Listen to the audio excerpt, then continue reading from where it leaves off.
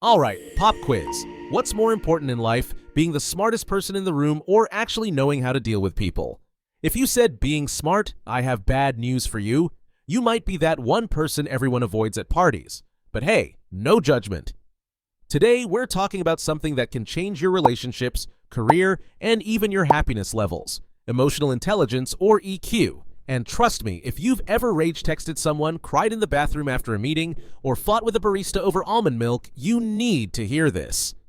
We've all been told that IQ, our intelligence quotient, is the key to success. The smarter you are, the better life will be, right? Wrong. Research shows that emotional intelligence, EQ, is actually a much better predictor of success in work, relationships, and even overall happiness. Because let's be honest, no one cares if you can recite all 118 elements of the periodic table if you explode like a chemistry experiment every time someone disagrees with you.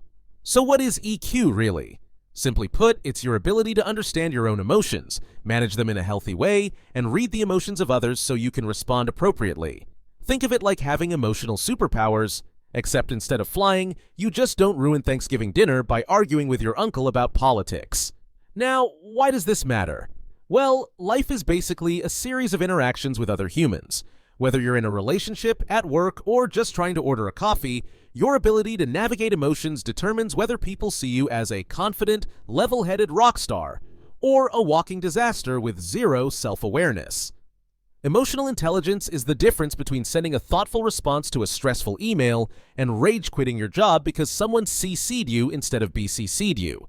One of these people is getting promoted. The other is writing an angry tweet about corporate life. Okay, now that you know why EQ is basically the cheat code for life, let's talk about how to actually develop it. Because, spoiler alert, this is something you can learn. And it all comes down to 5 key areas. First up, self-awareness. This is your ability to recognize your emotions while you're feeling them, instead of looking back later like, oh wow, I really lost my mind over that spilled coffee. A great way to practice this is to pause when you feel a strong emotion.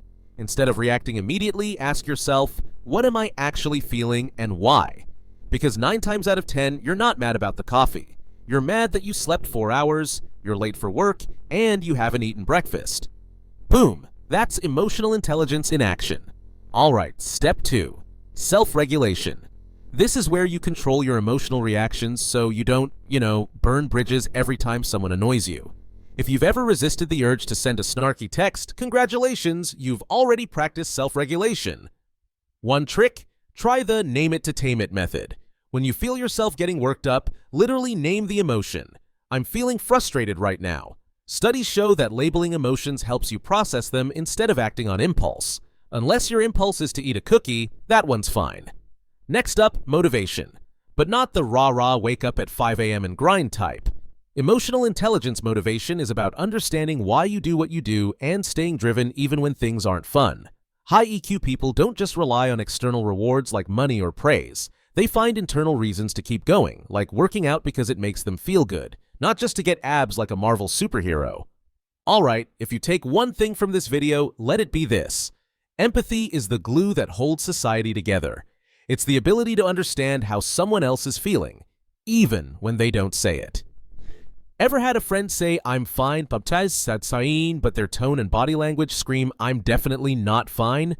Being emotionally intelligent means picking up on those cues and responding with, hey, I feel like something's bothering you. Do you want to talk? Instead of just taking their, I'm fine at face value. Last but not least, social skills. High EQ people know how to navigate conversations, resolve conflicts, and build meaningful connections. And no, this does not mean memorizing small talk questions like a robot. It means actually listening, being present, and showing genuine interest in people. Pro tip: next time you're in a conversation, instead of waiting for your turn to talk, really listen and ask follow-up questions. You'd be amazed at how much deeper your connections become. If you want to level up your relationships, make better decisions, and just be a happier, more successful human, start working on your EQ. Trust me, it's worth it. And remember, being emotionally intelligent won't make you perfect, but it will keep you from fighting baristas over almond milk. See you in the next one.